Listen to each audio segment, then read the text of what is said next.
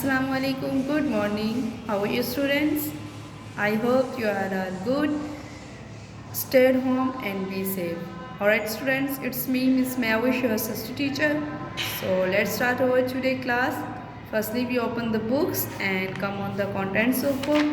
So students, we have completed 2 chapters from geography section, and the chapter is major occupation in the world and world population. So, all right, our first chapter is world population, and the third one is major occupation in the world.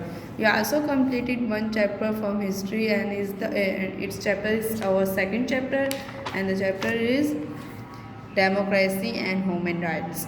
We are on chapter 4, which is also belong to the history section, and the chapter is world travelers. We have completed the reading of these chapters. So today we are going to start the work of these chapters. So for working, open your copies.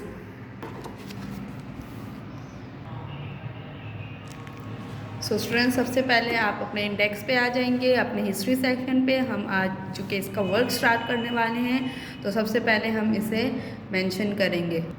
अगर आपने अलग अलग pages पे geography और history बनाया हुआ है अलग अलग मतलब इंडेक्स में, तो आप इसे एज अ 2 लिखेंगे। पर चूँकि हमारा ये 4 है और यहाँ पे मैं आपको ये मेंशन करने के लिए कि ये हमारा चैप्टर 4 है, यहाँ पे नंबर पे 4 लिख रही हूँ। और आज की डेट है हमारी 15/12/2020, और हम अपने चैप्टर का नाम भी लिख देते हैं वर्ल्ड ट्रेवलर्स। ठीक है, ये हो गया हमारा, हमने चैप्टर मेंशन कर दिया। अब हम इसे ब्लू कलर से अंडरलाइन कर देंगे, तो हम इसे ब्लू कलर से अंडरलाइन कर देते हैं, क्लोज कर देते हैं, और ये हो गया हमारा इंडेक्स मेंटेन। अब हम वर्क की तरफ मूव करते हैं, तो अपना हिस्ट्री साइट ओपन कर लें। सो स्टूडेंट्स, आपने हिस्ट्री साइट ओपन कर ली होगी। हमने प्रीवियस वर्क जो हिस्ट्री में किया था वो था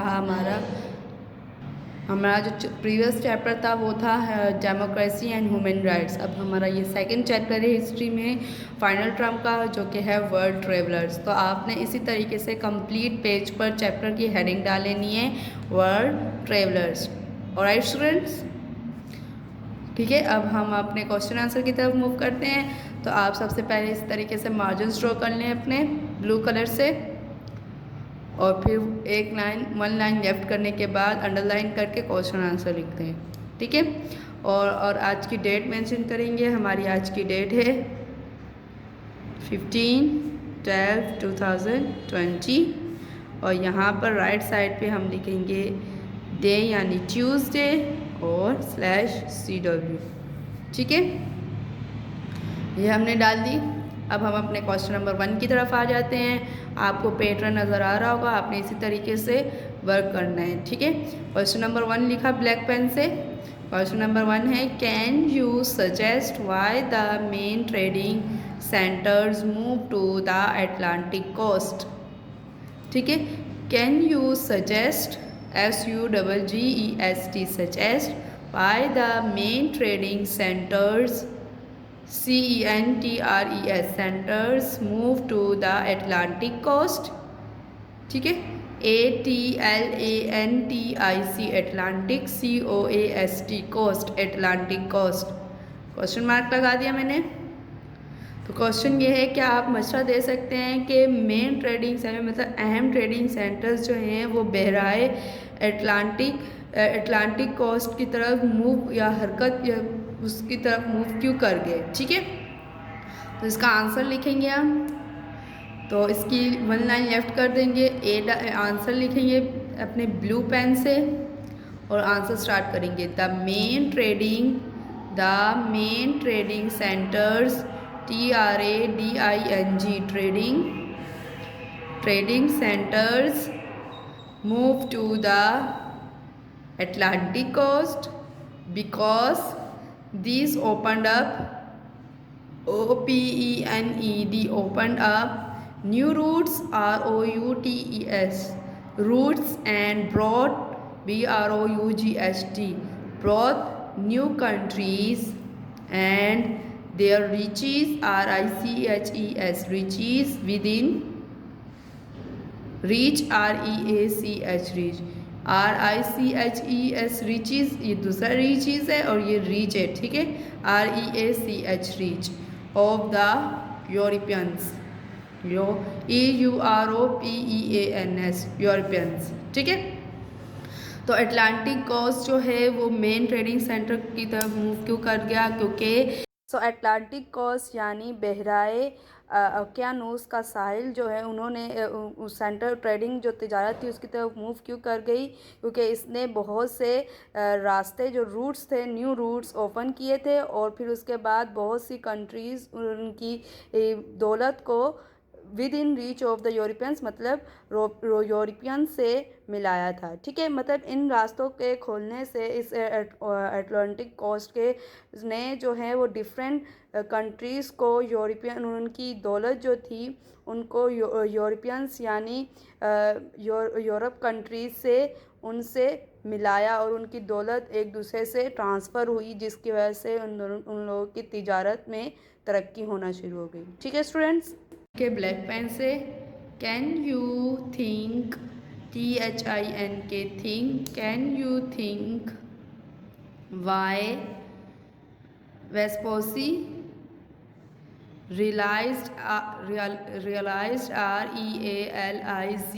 realized that what he had seen was a completely new continent, ठीक है।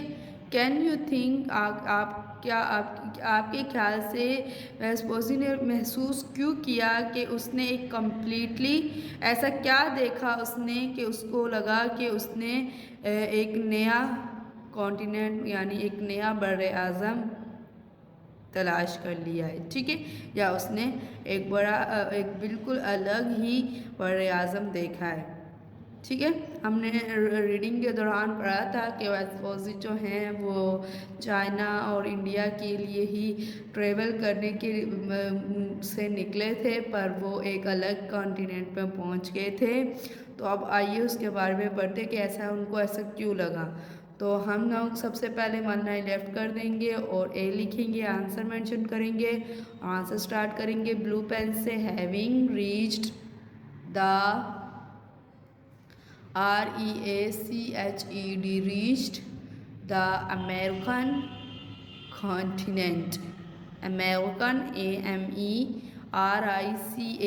American continent, CONTINENT, continent, comma, Vespucci may have realized that the lands were not, 2 बार मैंने नोट लिख दिया, were not India or China perhaps,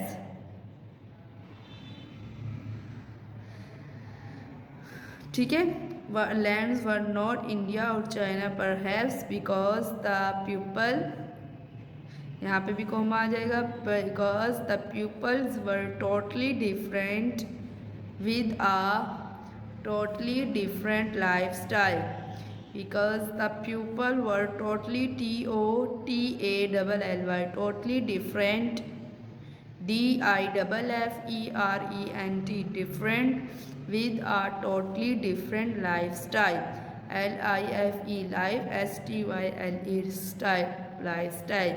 The difference in flora, fauna and people may have convinced him that CONVINCED, convinced him that this was not Asia or India but a new landmass, ठीक है। ये हो गया हमारा answer number 2, ठीक है students. तो ये हो गया हमारा आंसर नंबर 2, आंसर नंबर 1 और आंसर नंबर 2। तो having reach the American continent मतलब कि अमेरिकन कॉन्टिनेंट यानी अमेरिका के बर आज़म पे पहुंचने के बाद वेस्पुसी ने रियलाइज़ किया कि ये लैंड्स हैं ये इंडिया या चाइना के नहीं हैं, अगरचा मगर बिकॉज द पीपल, क्योंकि क्योंकि वहाँ के जो लोग थे उनका जो लाइफस्टाइल था वो वहाँ के लोग मुख्तलिफ थे। उनका लाइफस्टाइल रहने का जो स्टाइल ज़िंदगी गुजारने का जो रहने के तौर तरीके थे वो भी मुख्तलिफ थे। The difference in flora fauna and people में have convinced him that this was not Asia और India but a new land.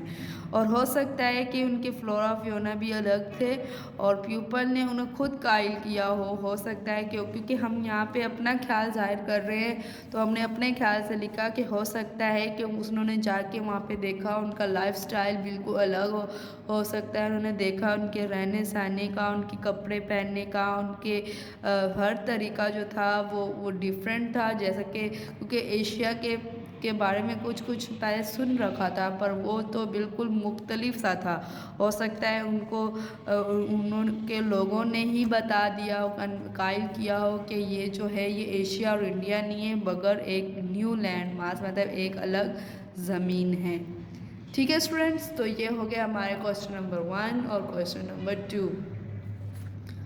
ठीक है, आज का हमारे वर्क में हमने वर्ल्ड ट्रेवलर के हेडिंग डालने के बाद अपने ये 2 क्वेश्चन करने हैं आपने।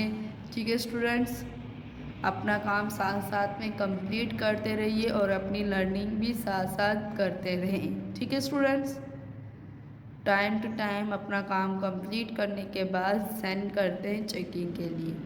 ओके स्टूडेंट्स, अपना ख्याल रखिए। आज की क्लास हमारी यहीं पे ख़त्म होती है। Remember me in your prayers. Alright students, खुदा हाफिज़।